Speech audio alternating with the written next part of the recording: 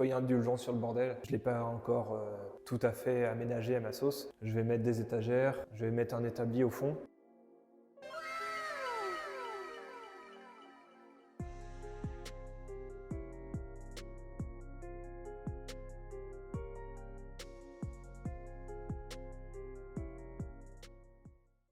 Salut!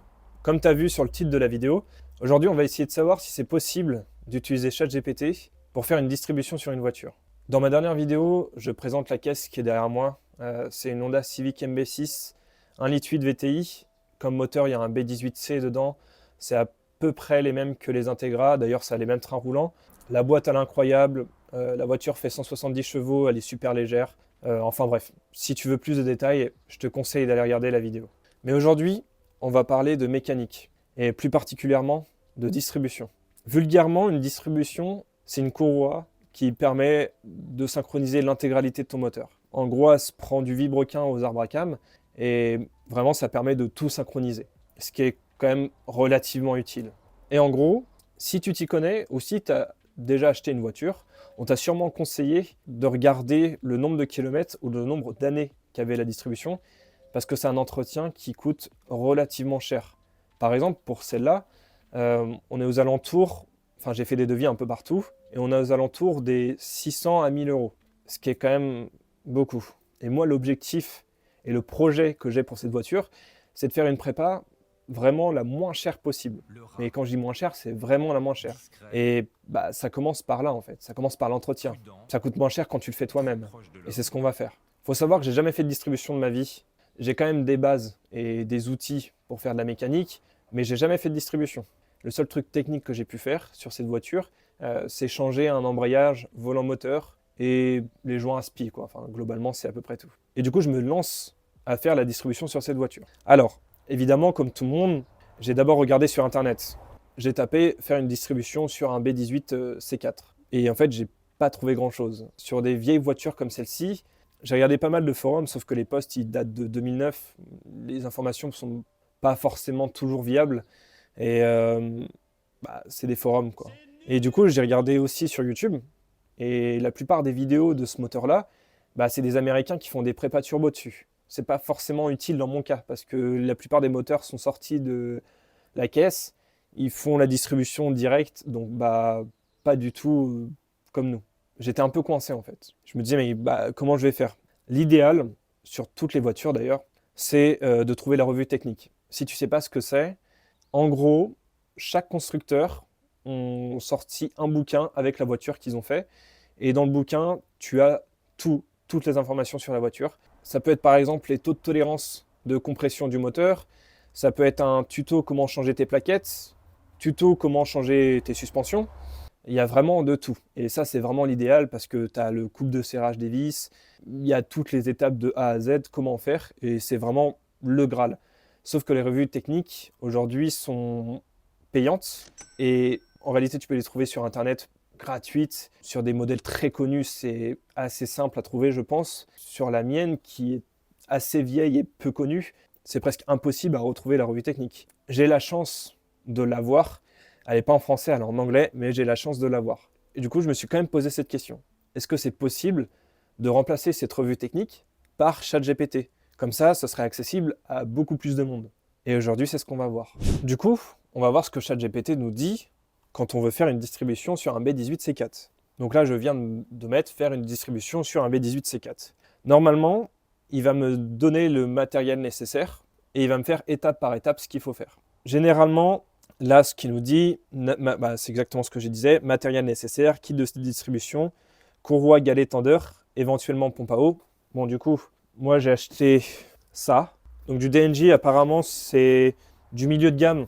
Honnêtement, dites-moi ce que vous en pensez parce que je sais pas trop. Quand je regardais les avis, les gens disaient que c'était du milieu de gamme, que c'était pas du haut de gamme, pas du bas de gamme, et que c'était vraiment du milieu de gamme. Bon, on va tester. En tout cas, tout ce qu'on sait, c'est que c'est américain.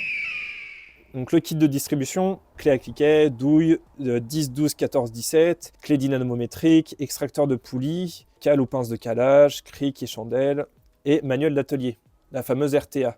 Même lui, il dit qu'il la faut. Donc avant de commencer, déconnecter la batterie, travailler sur un moteur froid, calage moteur très, très important, bien vérifier les repères.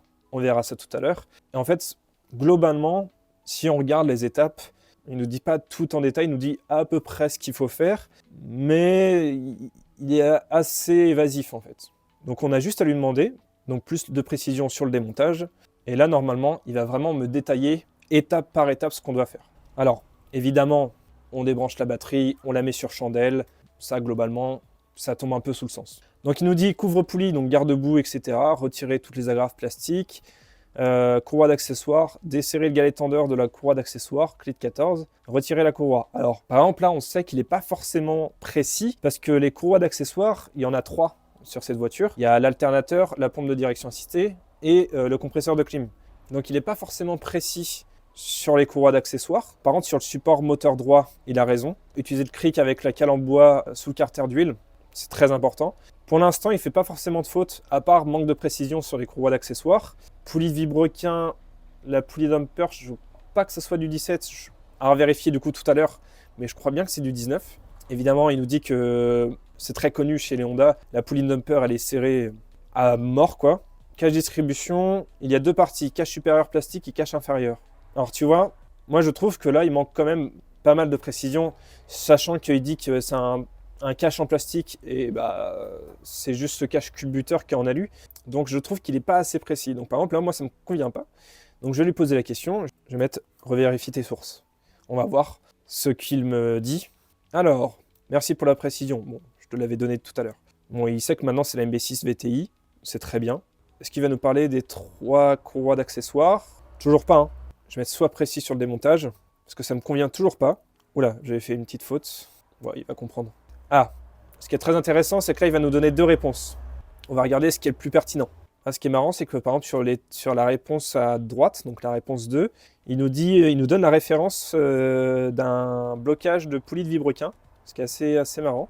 Par exemple, sur la réponse 1, il nous dit bien desserrer les tendeurs alternateurs, clim, direction assistée, retirer les courroies, attention au routage pour le remontage, oui, pas de souci. Pour l'instant, je dirais que la réponse 1 est plus pertinente que la réponse 2. Mettre un cric avec cale bois sous le carter d'huile pour soutenir le moteur, démonter le support moteur, poulie de vilebrequin, carter de distribution, cache supérieure, cache inférieure. Globalement, la réponse 1 est plus pertinente que la réponse 2. Bon, et ben du coup, tout ce qu'il nous reste à faire, c'est de suivre étape par étape la réponse 1 et voir ce que ça nous donne. Comme tu as pu voir juste avant, la lumière s'est éteinte. Désolé, j'ai vu qu'à la fin du plan qu'elle s'était éteinte malheureusement. Je vais te mettre là pour avoir une vision globale de ce que je fais. Mais quand j'ai des précisions à te montrer, j'utiliserai une autre caméra pour te montrer plus ou moins ce que je fais quand même dans la baie moteur pour que tu vois, on va dire, étape par étape. Et je vais essayer d'être le plus précis et le plus explicite possible sur ce que je vais te montrer. On va voir ce que ça donne. Maintenant, j'ai plus qu'à tout démonter.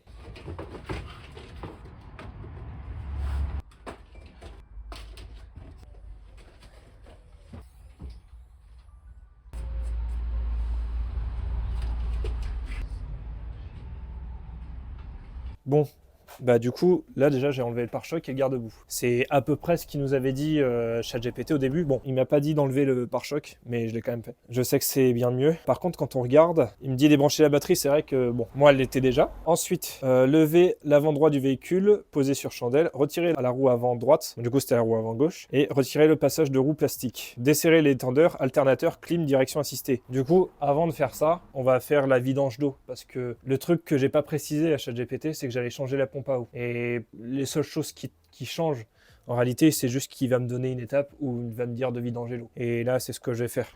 Je dois avoir quand même une moins bonne qualité que l'autre caméra. Mais du coup, globalement, oui, la distrie, elle était faite à 280 000. C'est un truc que j'ai pas précisé, c'est que la mienne, je la change parce que elle a plus de 50 000. Je crois bien, elle a été faite à 280 000 et l'OH doit approcher les 330 000, je crois bien. Donc sur ça, elle a 50 000 bornes. Bon, c'est pas non plus excessif, mais elle a 7 ou 8 ans, je crois bien, la distrie. Donc au bout d'un moment, il faut le faire. Du coup, la distrie, a priori, d'après ce que j'ai vu, en tout cas d'après les étapes, qu'est-ce qu'ils me disent déjà ChatGPT? Alors d'abord, il me dit alternateur. Donc l'alternateur, il est Si on regarde bien, on va le voir, il est juste là. Oui, il est neuf, il a été changé il n'y a pas longtemps. D'après ce qu'il me dit, c'est alternateur, clim, qui on voit même pas parce qu'elle est, elle est juste là, qui est au fond. Et ensuite, pompe de direction assistée. Mais d'après moi, il faudrait d'abord que je fasse direction assistée, parce que c'est la première, ensuite clim et ensuite alternateur. Parce que quand on regarde en dessous, quand on regarde bien, ça c'est la direction assistée, ça c'est la clim, et ensuite c'est l'alternateur. Donc j'ai envie de faire quand même dans l'ordre de la poulie. Ce sera peut-être un peu plus simple. Le travail que je vais avoir en dessous, c'est évidemment retirer les poulies qui sont là. J'aurai ce support-là à retirer, parce qu'il va nous faire chier. J'ai l'alternateur ici à détendre. Par contre, le plus compliqué, et qui selon moi va être bien chiante, c'est cette vis-là. J'espère qu'elle n'est pas grippée. D'ailleurs, je vais pas pouvoir tout faire aujourd'hui, donc je vais devoir le faire en plusieurs jours. Mais je vais foutre du WD-40 à balle ici. Au moins, si c'est grippé, bah, ce sera dégrippé. Bon, bah maintenant, il me reste plus qu'à détendre toutes les courroies et voir ce qu'on fait. Parce que quand je regarde la gueule du support, oh, mais il est explosé ce support-là par contre. Bon, et ben je vous retrouve une fois que j'ai enlevé toutes les courroies. Par exemple, là, je suis confronté à un problème qui me saoule un peu. Ça fait genre 10 minutes que je suis dessus. Comme on peut voir, j'ai déjà avancé la pompe de DH. Du coup, je l'ai carrément dégagée comme ça. Comme ça, j'aurai plus d'espace pour après. La courroie d'alternateur, c'est bon également. Mais ce qui me fait chier, c'est la courroie de clim. D'après ce que j'ai vu, en fait, il y a un petit... Bon, attendez. Je vais essayer de vous montrer un peu plus près. Du coup, ce que je disais à la caméra là, c'est que je suis un peu emmerdé. Donc là, normalement, quand on regarde bien, ici, il y a une vis. Enfin, en gros, il y a la courroie qui passe par ici. Il y a un galet ici. Et en fait, ici, pour moi, ce serait pour le détendre. Ce qui est indiqué, normalement, c'est ici. On la dessert, le galet, il se détend. Et comme ça, après, on peut enlever la courroie. Mais là, impossible à le bouger. Celui-là, là, qui est juste ici, j'arrive pas du tout à le bouger. Du coup, je me dis qu'ici, il y a une vis de réglage. Mais j'arrive pas forcément à comprendre comment ça fonctionne. Du coup, je suis bloqué. Donc, quand on est bloqué, il faut demander à ChatGPT. Donc, c'est ce que je vais faire. Je n'arrive pas à enlever courroie de clim. Peu pénible à enlever. Car accès est étroit, le système de tension peut prêter à confusion. Voici la méthode précise. Est en bas du bloc côté passager. Il s'imagine que c'est du côté droite. La courroie passe autour du vilebrequin et la poulie du compresseur, pas de souci. Démonter la roue avant droite, retirer le cache plastique. Tu verras la courroie de clim sous la poulie du vilebrequin. Oui, oui, oui. Le tendeur est un galet monté sur une patte réglable. Il y a un boulon central sur le galet, axe de rotation, et un boulon de réglage. C'est lui qui agit sur la tension. Desserrer le boulon de centrage du galet. Ah. Puis desserrer la vis de réglage. Desserrer le boulon central du galet. Douille de 14. Puis desserrer la vis de réglage. Dans le sens anti-horaire. D'après ce que ChatGPT vient de me dire, d'après ce que je viens de voir, il me dit, en vrai il m'a bien aidé, il me dit que c'est du 14. La douille centrale, mais il faut vraiment que je... Bon bah on va essayer. En gros là ce qu'il est en train de me dire c'est qu'il y a une clé Allen en plein milieu, mais il me dit de la desserrer. Mais je suis pas convaincu de son histoire là. Puis c'est bien plus gros évidemment. Donc là j'y suis. Je vois pas ce que ça va faire. Oui, oui, oui, ça m'a fait mal. Je vois pas le truc là. Donc là la douille, enfin clairement juste la poulie là, je l'ai carrément desserrée. Et après il me dit genre desserre là, que ensuite tu peux débloquer l'autre. Ce qui me paraît un peu bizarre, pour être tout à fait honnête. Ok, bon, on va essayer de voir ce que ça donne, mais c'est ce que j'essaie de faire depuis tout à l'heure, quoi. Je sens que ça va me glisser dans les mains et que ça va m'exploser les mains. Là, bah si. Et ben pour l'instant, il avait raison, ChatGPT. Ce que je viens de dévisser, et si ça bouge, bon, eh bien, ça a l'air d'avoir marché. Je vous reprends une fois que j'ai réussi à l'enlever. Alors, il y a plusieurs choses. Ils avaient raison, j'ai desserré, bon, on va pas forcément voir, j'ai desserré la poulie qui était là. Je l'ai desserré un peu. Ça m'a réussi à me débloquer cette vis qui est là-bas, là. Cette vis qui est là. Ça m'a réussi à me la débloquer. Et en fait, ici, il y a la vis de réglage. C'est lui qui gère la poulie. C'est un peu bizarre, mais c'est lui qui gère la tension de la poulie. Je sais pas si on la voit, mais là, elle monte, par exemple. Là, elle monte et là, elle redescend.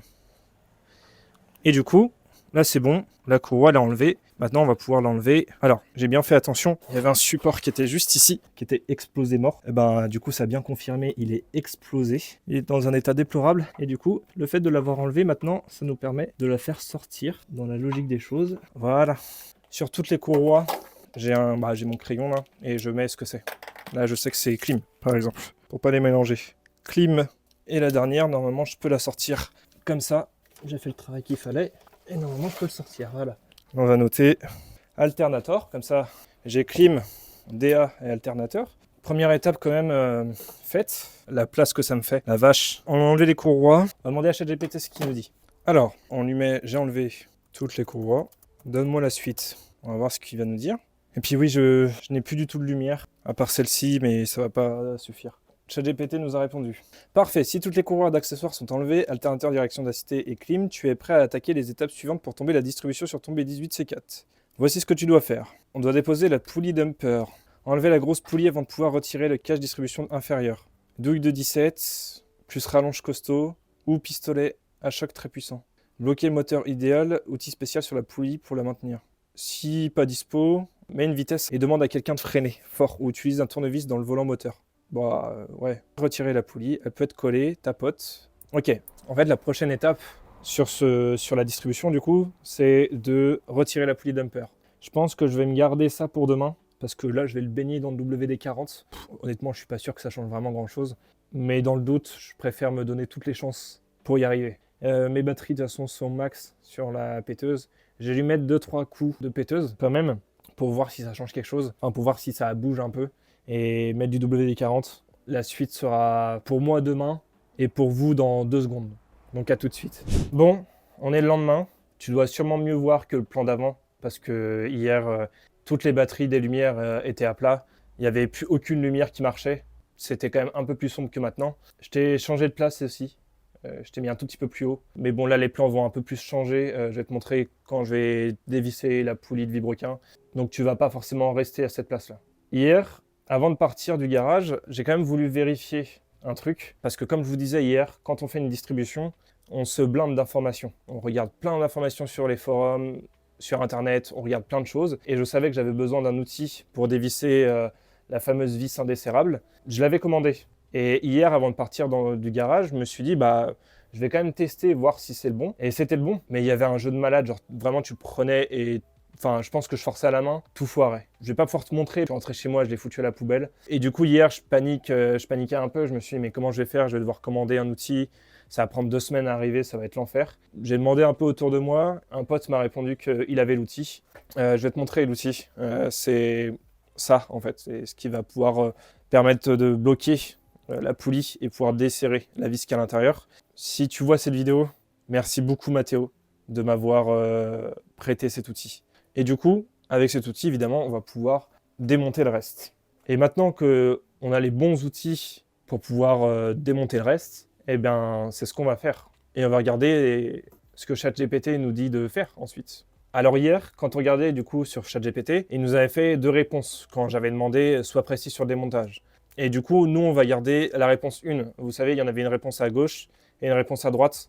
Et on va garder la réponse qui était à gauche. Pour moi, c'était celle qui était la plus pertinente et la plus précise, même si j'ai vu qu'il y avait quelques petites erreurs. Par exemple, quand il nous dit « outil nécessaire 10, 12, 14, 17 », en réalité, ils nous disent du 17 pour la poulie de vibrequin, sauf qu'en réalité, c'est du 19. À part ça, j'ai pas forcément vu beaucoup d'autres erreurs. Ça, c'est à vous de voir. C'est-à-dire que si vous êtes devant la voiture et que c'est pas du 17 et que finalement c'est du 19, bon, je suis pas sûr que ce soit vraiment une très très grosse erreur. Ensuite, du coup, on était rendu à l'étape 3, retirer les courroies d'accessoires. Donc ça, c'est fait, on l'a fait hier. Et maintenant, il nous dit de démonter le support moteur. Mettre un cric avec cale bois sous le carter d'huile pour soutenir le moteur. Démonter le support moteur supérieur droit, donc c'est le support qui est juste en dessous là. Et ensuite, on nous dit poulie de vibrequin.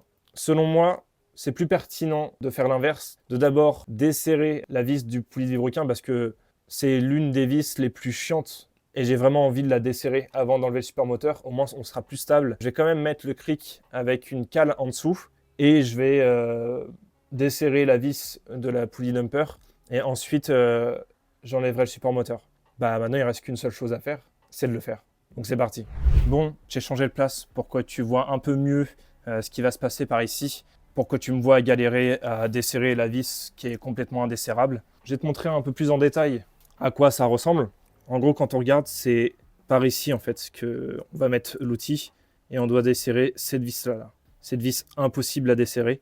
On va voir ce que ça donne. Maintenant, j'ai plus qu'à le faire.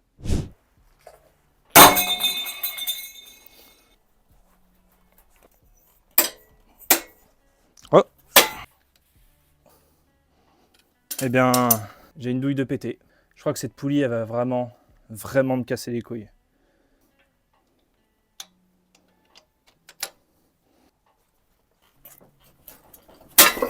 Oh, j'ai réussi. Bon, finalement, ça m'a pas pris autant de temps que je le pensais. Je vais juste regarder l'état de la vis, voir s'il n'y a pas un truc de pété ou quoi. Ça m'a l'air bon, il y a la clavette, il y a tout ça. Pulley dumper dévissé, enfin. Eh bien, je vais ranger, je vais vous remettre en haut et je vais vous montrer quand je vais démonter le support moteur. Voilà, donc du coup, j'ai dévissé la poulie de vibroquin d'abord. C'est tout à fait faisable d'avoir déposé la poulie de vibroquin en premier, ce n'est pas un problème en soi, tant que certaines précautions sont respectées, voici ce qu'il faut vérifier. C'est que tu viens d'enlever, tu perds le repère gravé sur cette poulie qui te sert à aligner le PMH du carter. Tu peux encore caler correctement le moteur, regarde le repère fixe sur le carter arrière, côté vibroquin. Regarde la clavette sur le bout du vibroquin, bon. Ne pas tourner le vibroquin pendant que la courroie est retirée, oui ça évidemment. Attention à la clavette, oui d'accord. En gros il nous donne juste des précautions, mais je vais mettre donne-moi la suite. On va l'arrêter là parce que là il considère que j'ai enlevé le support moteur. Quand on regarde les étapes qu'il nous a données comme première réponse au début, donc moi en fait j'ai fait poulie de vibroquin avant le support moteur, et ensuite on enlèvera les carters de distribution. Ensuite on mettra tous les repères au PMH, et après on verra si tout est bien aligné. Bon bah c'est parti.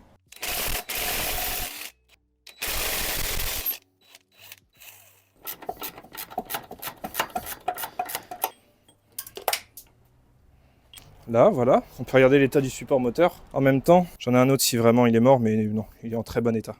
Le support moteur, c'était celui qui était là. Du coup, maintenant le reste, évidemment, vous inquiétez pas. Les vis qui sont là, qui sont desserrées, c'est moi qui les ai enlevées hier pour regarder l'état de la courroie. D'ailleurs, ça, on va virer tout ça. Maintenant, ce qui reste à faire, évidemment, c'est d'enlever la poulie dumper qui est là et ensuite enlever tous les caches moteurs. Et ChatGPT nous disait qu'une fois cette poulie enlevée, on peut normalement retirer tous les caches. Évidemment, le cache cubuteur après. Eh bien, c'est parti. Ok, donc on en est là. Quand on regarde l'état de la distrie, elle n'était pas dans un état non plus déplorable. Moi, j'essaye vraiment surtout de savoir si au niveau de la... Enfin, surtout, j'essaie de me repérer, c'est de savoir à peu près la tension. C'est-à-dire que là, je force pas. En termes de tension, c'était à peu près comme ça. Ok. En fait, l'idée, c'est aussi d'essayer de pouvoir changer les joints. Sur le kit distri que j'ai également les joints de poulie d'Arbracam, donc j'aimerais quand même les changer. Du coup, ce qu'on va essayer de faire, ce qu'on va faire là tout de suite, c'est tourner celui-là pour mettre vraiment tout au repère. Mettre les poulies ici, le mettre en haut. Enfin, vraiment essayer de mettre tous les repères au bon endroit. Et à ce moment-là, on va voir déjà où j'en suis rendu. Donc du coup, j'ai fait mes repères. 3, je crois bien. Je les ai un peu fait partout. J'ai fait la même chose de l'autre côté. Enfin, vraiment, j'étais un peu parano parce que j'en ai fait beaucoup. Et pareil au niveau vibroquin. Dans le doute, j'en ai fait quand même 4. Vraiment pour être sûr et certain que je serai au bon endroit au moment de la changer. Comme ça, je suis sûr. Et maintenant, du coup, j'ai plus qu'à détendre le galet. Et puis virer la courroie. Et remettre les repères sur la courroie neuve. Donc c'est parti. Du coup, j'ai enlevé la courroie. Je l'ai enlevé celle-ci. J'ai déjà remis tous les repères en fait sur la nouvelle courroie. J'ai évidemment bloqué les poulies.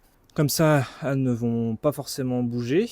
Également, j'ai enlevé la roue dentée en fait qui se met à cette place-là là, avec la petite clavette, etc. Et le petit détrompeur pour pouvoir avoir accès au joint SPI qui est derrière parce que je vais le changer. Là, j'ai tout nettoyé qu'il y a là, parce que c'est dégueulasse. C'est tout gras, moche. Déjà, on sera pas mal pour aujourd'hui. Donc, on se retrouve une fois que je l'ai fait et que c'est propre. Bon, du coup, c'est bon. J'ai tout nettoyé. Ça n'a rien à voir avec tout à l'heure. J'ai pas pu vraiment tout nettoyer en détail. De toute façon, c'est pas forcément le but. Mais déjà, comparé à tout à l'heure, ça n'a rien à voir. Je vais pas me faire chier pour le carter d'huile parce que, en gros, je vais le démonter et j'ai un joint. Il va falloir que je monte parce que c'est pas forcément propre tout ça. C'est bon, j'ai mis le joint SPI, il est tout neuf. Je vais remettre la roue dentée, je vais remettre tous les petits caches, enfin je vais remettre vraiment tout ça, tout propre. Et après je vous reprends pour faire la conclusion de la journée. Alors, du coup, vu que j'ai changé en fait les joints SPI de la poulie d'en bas, d'ailleurs ça rend très très bien, tout propre. Voilà, monté, bon évidemment, j'enlèverai ça pour faire la distribution. Mais monté et propre, ça rend quand même bien. Et du coup, vu que je t'ai lancé à changer les joints SPI, j'ai tout enlevé en fait ici. Pour être tout à fait honnête, j'avais un peu peur de changer les joints SPI des arbres à cam parce que tu sais, tu bouges les arbres à cam, tu bouges un peu tout et ton calage il est pas forcément bon. Mais avec l'outil que j'avais là, le noir, ça m'a permis de bloquer les poulies et de les desserrer en fait sans bouger les arbres à cam. Je l'ai tenté comme ça. J'ai pas mis de pige au niveau des arbres à cam, mais ça va le faire parce que là, tu vois, j'y ai accès en fait. J'ai bien accès aux joints SPI qui sont là et là. On va tout virer, on va tout mettre neuf. Comme ça, on part sur une très bonne base. Et je vais tout nettoyer après. Je sais pas, je vais voir si j'ai le temps, mais peut-être que je démonterai la pompe à eau pour retirer, tout nettoyer le plan de joint Et comme ça, demain, j'aurai juste à plug and play la pompe à eau, quoi. Donc on se retrouve tout à l'heure, une fois que j'ai monté les joints SPI. Bon, si je te monte par terre, c'est sûrement que tu as deviné ce que j'ai fait. Je viens d'enlever la pompe à eau. Juste avant, j'étais en train de changer les joints SPI niveau Arbracam. Les joints SPI sont enfin changés. J'ai remonté le cache, je l'ai nettoyé. Il y avait le joint aussi. Je suis en train de tout nettoyer. J'en ai profité également pour changer la pompe, pour enlever la pompe à eau, qui est juste là. Qui est censé être là. Voilà. Ça a foutu de l'eau partout, je m'attendais pas à ce qu'il y ait autant d'eau. Plus qu'à faire le reste demain. Pour moi, ma journée est terminée. Vous aurez la suite dans quelques secondes, toujours. Du coup, pour aujourd'hui, j'ai réussi à déposer toute la distribution. La courroie, l'ancienne courroie, elle est là. Le couvre-culasse, il est là. J'ai aussi également déposé la pompe à eau. J'ai changé tous les joints SPI, Vibrequin, Arbracam. Les deux, je les ai changés. Il ne reste pas grand chose. D'ailleurs, je pense juste avant de partir, je vais juste remettre les deux cams qui sont là. C'est pas grand chose, hein. Il y a juste des petites clavettes là, des demi-lunes plus ou moins à mettre. Celle de l'échappement, c'est très bien mise. Mais je vais peut-être inverser les deux, peut-être aussi. J'ai pas l'impression qu'elles soient différentes pourtant. On va inverser, on verra bien. Non, c'est exactement les mêmes pourtant. Bon, j'inverse et puis je verrai bien si c'est mieux ou pas. Donc oui, il y a bien un sens. Celle-ci, c'est échappement. Ah, c'est la demi-lune là, se met super mal. Celle-là, ouais, elle est un peu plus abîmée, on va dire, que l'autre. Du coup, elle a un peu de jeu. Là, une de montée, l'autre elle est là-bas. Admission, voilà. On se retrouve tout à l'heure. Pour vous, dans quelques secondes. Pour moi, c'est demain matin. Et je pense que demain, la distribution, il y a moyen qu'elle soit terminée. Je ne sais pas si tout va être remonté demain. Je pense qu'au moins la distribution sera calée et sera bien mise. A tout de suite. On est le lendemain. Hier, on s'est quitté. J'étais en train de remettre les poulies d'Arbracam. Et il me restait plus qu'à les serrer. Je ne connais pas le couple de serrage des poulies. Du coup, on va devoir demander à ChatGPT et voir s'il nous sort la même chose que la revue technique. Donc c'est parti. Du coup, je lui dis, j'ai fini de remplacer les joints d'Arbracam. Peux-tu me donner le couple des serrages des poulies? On va voir ce qu'il va me dire. Alors, il me dit que c'est 69 Nm. Là, par exemple, c'est pas 69 Nm. Du coup, je vais lui demander de revérifier ses sources. Quand on lui demande de revérifier ses sources, il donne le bon couple de serrage. C'est 55,6. Et je crois bien que sur la revue technique que j'ai vue tout à l'heure, c'était 56 Nm. Du coup, on va devoir serrer les poulies à 50, on va mettre 56 Nm. Et on va avancer. Mais c'est intéressant qu'il se trompe parfois. En réalité, je vais mettre un tout petit peu plus que 56 parce que moi, je trouve ça vraiment très faible. On va lui mettre 60 Nm. Parce que je trouve ça vraiment très faible. Ça c'est fait. Maintenant, il va nous rester à remonter la pompe à eau neuve avec le joint évidemment et le galet tendeur. Et vu qu'on est en train de parler à ChatGPT, on va lui demander également les coupes de serrage de la pompe à eau, du galet tendeur, et voir ce qu'il nous dit. Alors, donc je lui dis, ensuite, j'aimerais le coupe de serrage de la pompe à eau. Coupe de serrage de pompe à eau, 12 Nm. Serre les 5 ou 6 vis en croix progressivement pour éviter de voiler le corps de la pompe. Nettoie bien la portée du bloc et utilise un joint neuf. Si la pompe est métallique, ne mets aucune pâte à joint, sauf si c'est spécifié par le fabricant. Donc je lui demande de revérifier ses sources, encore une fois. Je vais aller vérifier sur la revue technique parce que là, comme il le dit, il n'a pas forcément de données disponibles. Et c'est intéressant qu'il le dise parce que là, il faut croiser tes sources. Quand ChatGPT te dit là, j'ai un peu du mal, je ne sais pas exactement le couple de serrage que tu me demandes ou peu importe, là, il faut recroiser tes sources. Aller revérifier sur Internet, aller voir dans les forums. Moi, j'ai la chance évidemment d'avoir la revue technique, donc je vais aller voir la revue technique et voir ce qu'ils me disent. Donc, on se retrouve tout de suite. Du coup, après inspection, j'ai regardé sur la revue technique, ils disent bien 12 Nm. Donc généralement, quand tu demandes quelque chose à ChatGPT, demande-lui de revérifier ses sources. Et généralement, tu as la bonne réponse juste après. Donc c'est parti, on va monter la pompe à eau. 12 Nm.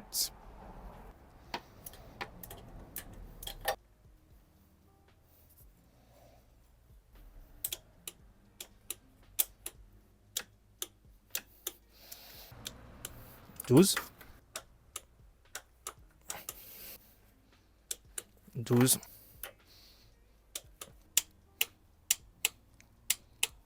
Il ne reste plus que le galet tendeur. Ensuite, on pourra mettre la courroie. Pour la courroie, évidemment, on va demander à ChatGPT. Qu'est-ce qu'il nous dit pour le galet tendeur? Je vais lui poser la question, quel est le serrage du galet tendeur? Ok, il me dit 49 Nm. Je vais lui demander de revérifier ses sources. Et après, on va comparer avec ce que dit la revue technique. Bon, il est resté à 49 Nm. Je vais aller voir tout de suite sur la revue technique. Du coup, d'après la doc technique, ce n'est pas 49 Nm, mais plutôt 54 Nm. Et en plus, j'ai vu à peu près la procédure. C'est pas exactement ce que nous a dit ChatGPT.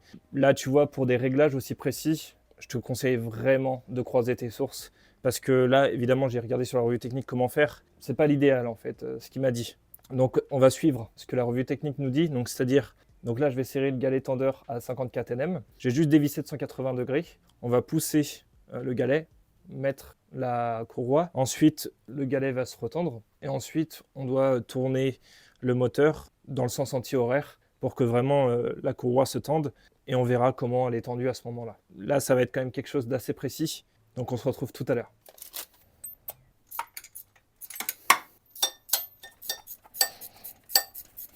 « 54. Hop. Maintenant que le galet tendeur est mis, que les poulies sont serrées et que tous les joints sont changés, bah, il ne me reste plus qu'à mettre la courroie. Évidemment, j'avais remis tous les repères de l'ancienne courroie. Je les ai mis sur la nouvelle pour évidemment que tout soit parfait. On va juste maintenant la nettoyer un petit coup. Plus qu'à la mettre maintenant. Alors, pas cool ça. Je me suis pris la lumière sur la gueule. Si je regarde bien, pour l'instant, je suis au repère de partout. En bas, c'est pareil. Maintenant, ce que je vais faire pour être sûr, je vais un peu tendre le galet. Je vais vraiment pousser un peu fort dessus. J'essaye de mettre la courroie vraiment au milieu de tout pour que ça soit vraiment presque parfait. On va enlever notre bloc poulie. Et d'après ce que j'ai vu, en fait, on va refaire l'opération. Je vais serrer un tout petit peu et je vais refaire 180 degrés, histoire qu'il soit libre. D'après ce qu'il nous disait, c'était on va refaire la même chose, c'est-à-dire serrer à 54 Nm. Là, je suis à 54. Et là, on va redesserrer de 180 degrés. Le galet bouge. Maintenant, on va faire tourner notre bloc.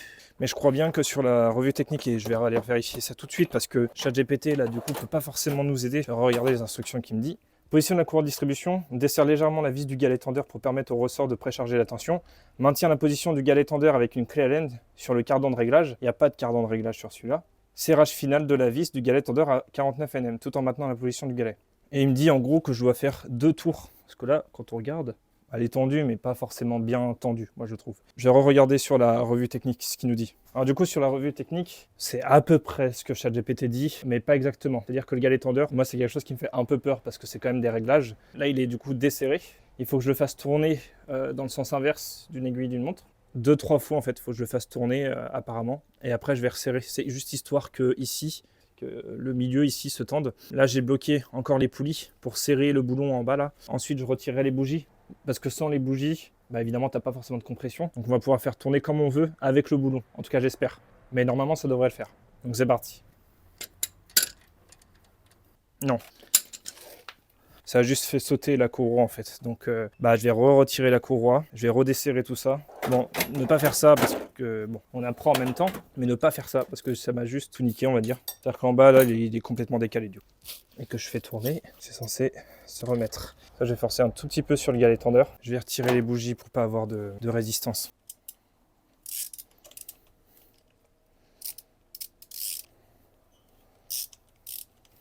Donc là, c'est bon. D'après la revue technique, il faut faire des tours comme j'ai fait. Ensuite, il faut desserrer le boulon de serrage de 180 degrés, faire dans le sens anti-horaire, faire 3 crans au niveau de l'arbre à cam. On va vraiment faire un tout petit cran, resserrer le galet tendeur et refaire. En fait, je crois que c'est comme ça qu'on fait parce que en faisant ça, le galet tendeur remonte. Donc on va essayer. Desserrer. Là, on fait l'inverse. Voilà, et ensuite on serre. On fait 3 crans au niveau de l'arbre à cam, et ensuite on serre le boulon de la poulie. Et là, quand on regarde, elle est quand même bien tendue. Il y a un truc qui se passe pas du tout correctement, et ça me plaît pas du tout. J'ai l'impression que tout s'est redécalé. C'est un peu bizarre, mais je comprends pas vraiment là. J'ai suivi les étapes pourtant. J'aime pas, on refait. De toute façon, je vais le faire plusieurs fois, juste attends que ça me convienne.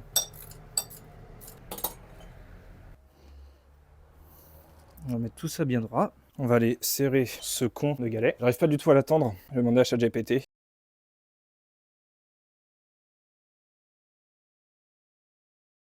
Je vous reprends une fois que j'ai réglé le problème. Bon, du coup c'est bon, j'ai réussi à l'attendre. C'était un peu chiant en fait, c'est que je faisais bien comme il fallait, mais en gros il faut un peu aider le galet tendeur parce que quand il est neuf, il est un peu plus dur, tu vois, il n'a pas forcément tourné ni quoi que ce soit, donc il est bien dur. Donc en fait quand je faisais la tension, il n'arrivait pas à remonter suffisamment.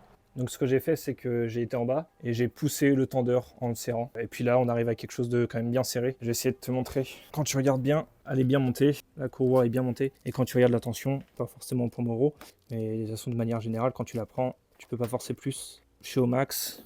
Et là, quand on regarde la tension, on n'est pas trop mal. Maintenant, je vais faire tout le processus en sens inverse. Je vais remettre les caches. Enfin, je vais surtout nettoyer les caches, les remettre. Je vais pas forcément te montrer tous les détails. Je vais surtout te montrer une fois que c'est fini. Donc, bah, il y a du taf. À tout de suite. J'ai un peu pété un câble. Ça m'a saoulé de voir tout qui était démonté. Et du coup, j'ai tout remonté. De A à Z. Il y a la direction assistée qui est remise. Il y a l'alternateur aussi. Enfin, les courroies d'alternateur. J'ai remis le cache culbu, vraiment vite fait. J'ai remis l'ancien joint. J'ai remis de l'eau aussi. Mais je l'ai rempli que par le moteur, histoire que la pompe à eau ne tourne pas à la vide. Je vais laisser ouvert d'ailleurs le radiateur.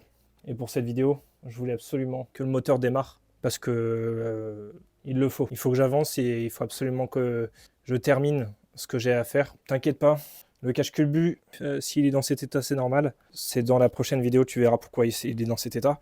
Du coup, je te montre. J'ai remis le support moteur, j'ai remis tous les caches, je les ai nettoyés. J'ai évidemment mis les petites étiquettes. J'ai vraiment tout remis. La poulie est également remise. La pompe de direction assistée est remise.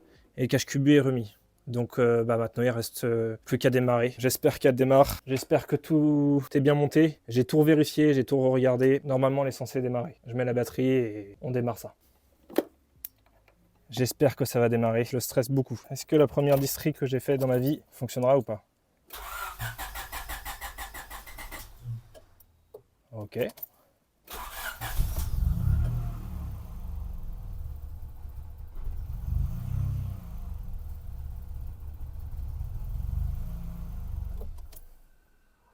Oh, ok, mais j'ai un voyant moteur. Peut-être la masse. Je sais que j'ai une masse que j'ai pas remise. Est-ce que c'est ça? Je ne pense pas. Je suis en train de réfléchir si j'ai rien oublié. Que faire exprès, j'ai touché à quelque chose. En tout cas là non. Alors j'ai remis une masse. Est-ce que ça va être ça?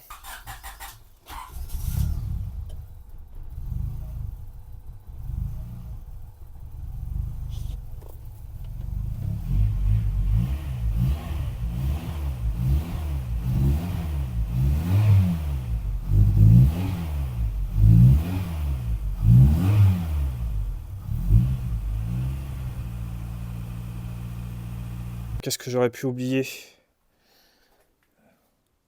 Elle arrive à prendre ses tours, c'est ça qui est bizarre, mais par contre elle n'arrive pas du tout à gérer son ralenti. Très intéressant. Je sais d'où ça vient, hein. C'est bon, j'ai trouvé la panne. Le problème c'est que je peux pas la résoudre tout de suite parce que il est pété, le capteur. En fait, tout le capteur est pété. Je vais essayer de l'amener chez moi ce soir pour voir si je peux le réparer, parce que c'est un peu con, je trouve. Je sais que c'est ça, mais il n'a pas de température d'eau. Il sait pas où il en est. Je sais d'où vient l'erreur au moins. De toute façon, s'il n'avait pas pété maintenant, il aurait pété un peu plus tard. Ça n'aurait rien changé de toute façon. Finalement, l'erreur n'est pas si importante que ça. C'est juste qu'il y a une sonde de température qui est pétée, mais c'est tout. Donc à part la sonde de température, je suis sûr que la voiture marche très bien d'ailleurs. Je suis même quasiment sûr et certain que là, la voiture, si elle n'avait pas d'erreur, elle fonctionnerait très bien. Donc c'est bon, la distri fonctionne. Du coup, on va se retrouver tout de suite pour la conclusion de cette vidéo. Alors, cette conclusion, il y a pas mal de choses à dire, mais tu as sûrement remarqué que j'ai enlevé le cache culbuteur. C'est pour la vidéo de la semaine prochaine. Alors si tu veux savoir pourquoi je l'ai enlevé, rendez-vous la semaine prochaine. Premièrement, je suis quand même content d'avoir fait cette distribution. Ça m'a permis d'apprendre beaucoup de choses. J'ai pu voir une partie du moteur que je ne connaissais pas encore. J'ai pu apprendre plein de choses sur ce moteur. Je suis content également parce que j'ai réussi du premier coup. D'ailleurs, heureusement, parce que quand tu fais une distribution, tu n'as pas forcément le droit à l'erreur. C'est souvent fatal pour le moteur. Encore heureux que j'ai réussi. Sinon, deuxièmement, on va forcément parler de l'idée principale de cette vidéo, qui est: est-ce qu'on peut utiliser ChatGPT pour s'aider dans la mécanique complexe ou de la mécanique basique sur ta voiture? Selon moi, la réponse elle est oui, mais avec pas mal de nuances. Je m'explique. Oui, tu peux utiliser ChatGPT pour t'aider dans la mécanique, mais il ne faut pas que tu l'utilises comme source principale. Il faut plutôt que tu l'utilises comme une source que tu vas croiser avec d'autres sources. Ça peut être les forums, ça peut être quelqu'un qui t'a dit comment faire, ça peut être plein de choses en fait, tes sources. Mais croise-les, et ChatGPT n'a pas forcément un pourcentage en plus que les autres. Il est relativement précis, on ne peut pas lui enlever ça, mais est-ce qu'il est toujours juste? Ça, c'est pas sûr. Par exemple, pour mon moteur, il a réussi à trouver quand même pas mal d'informations, malgré que c'est un moteur pas forcément connu. La voiture, elle est vieille, et il n'y a pas forcément de documentation très précise dessus, et il a quand même réussi à me trouver pas mal de choses. Et d'ailleurs, je suis assez surpris, mais est-ce qu'il va le faire pour tous les moteurs? Ça, je ne sais pas. D'ailleurs, si tu t'es lancé dans la distribution ou dans une autre mécanique et que tu as utilisé ChatGPT, n'hésite pas à me dire si ça a vraiment été utile ou pas du tout. Il t'a induit en erreur. C'est intéressant à savoir. Et dans ma réponse, je parlais de nuances. Parce qu'on a pu voir que ChatGPT pouvait se tromper. Par exemple, c'est pas forcément hyper grave, mais quand il me parlait des douilles, dont j'avais besoin pour faire la distribution, il m'a dit que j'avais besoin du 17, alors qu'au final c'était du 19. C'est pas hyper important, mais c'est quand même une erreur. On a pu voir également que sur des coupes de serrage, il pouvait me dire un chiffre sur la première réponse, et quand je lui demandais de revérifier ses sources, c'était un autre chiffre sur la deuxième réponse. Ça peut porter à confusion. Donc généralement, si tu as vraiment envie d'utiliser ChatGPT pour faire ta mécanique, demande-lui plusieurs fois de revérifier ses sources parce que il peut t'induire en erreur. Forcément, c'est pas du tout ce qu'on souhaite. Et évidemment, pour moi, ChatGPT ne remplacera jamais une revue technique. On va dire qu'il a à peu près 80% de bonnes réponses si tu lui demandes plusieurs fois de revérifier ses sources, alors qu'une revue technique a 100% de bonnes réponses. C'est un peu normal, c'est le constructeur qui l'a fait pour ce modèle. Ce qu'il apporte aussi, comparé à ChatGPT, c'est des petits dessins. Alors, ça peut être futile, et je suis pas sûr que toutes les revues techniques ont des dessins, mais ça peut t'aider de savoir le sens de rotation, ça peut t'aider sur pas mal de choses, et ChatGPT ne t'offre pas forcément ça. Et une revue technique te donnera beaucoup plus d'informations précises sur ta voiture que ChatGPT peut t'en donner. Ça, c'est sûr et certain. Et troisièmement, il faut les conditions réunies pour faire tout ça. J'ai de la chance d'avoir des bons outils et d'avoir la place également de le faire, parce que tout le monde n'a pas une servante, tout le monde n'a pas le lieu que j'ai, et tout le monde n'a pas le temps. Par exemple, si tu n'as pas le temps de faire une distribution, tu es dans les graviers, etc. Il pleut, je vois difficilement l'ordi à côté, la connexion ChatGPT, c'est assez difficile à envisager, alors qu'une revue technique, généralement, si c'est un bouquin, si c'est un livre, tu l'ouvres, tu as ta réponse. Au pire, si tu prends pas de PC, tu as ton téléphone, mais pareil, si tu travailles des gants ou pas, il faut enlever les gants, tu as les mains sales, il faut utiliser le téléphone, c'est pas évident. Ouais, c'est chiant quoi. Si vraiment tu as envie que ça soit un outil utile, il faut toutes les conditions réunies. Donc voilà, pour moi la vidéo elle s'arrête là. Et n'hésite pas à donner ton avis en commentaire. Si pour toi l'IA aujourd'hui peut être un outil intéressant ou pas du tout en mécanique. Et dis-le pourquoi. Je trouve ça hyper intéressant comme débat. Et n'hésitez pas à les avoir en commentaire. Sinon, si tu as envie de suivre l'aventure de cette voiture, parce que oui, c'est pas la dernière vidéo mécanique que tu verras sur ma chaîne, pas du tout même. Il y a encore plein de choses à faire sur ce moteur et sur la voiture de manière générale avant qu'elle soit prête à casser des voitures à 4 fois son prix avec plus de chevaux. Bon, elles auront sûrement une meilleure gueule, mais elles auront peut-être pas le fun que cette voiture peut offrir. Normalement, je vais sortir une vidéo toutes les semaines. J'ai pas mal de contenu qui devrait arriver assez rapidement parce que une fois que la distribution était faite, c'était plus ou moins la dernière partie avant de commencer la préparation de cette voiture. Elle est déjà passée au banc. Donc abonne-toi si tu as vraiment envie de connaître l'avenir de cette voiture. Peut-être que ce sera autour d'un arbre, on ne sait pas. Peut-être que ce sera avec un moteur dans le sac, on ne sait pas. On verra bien où elle nous mène. Donc à la semaine prochaine et à plus tard.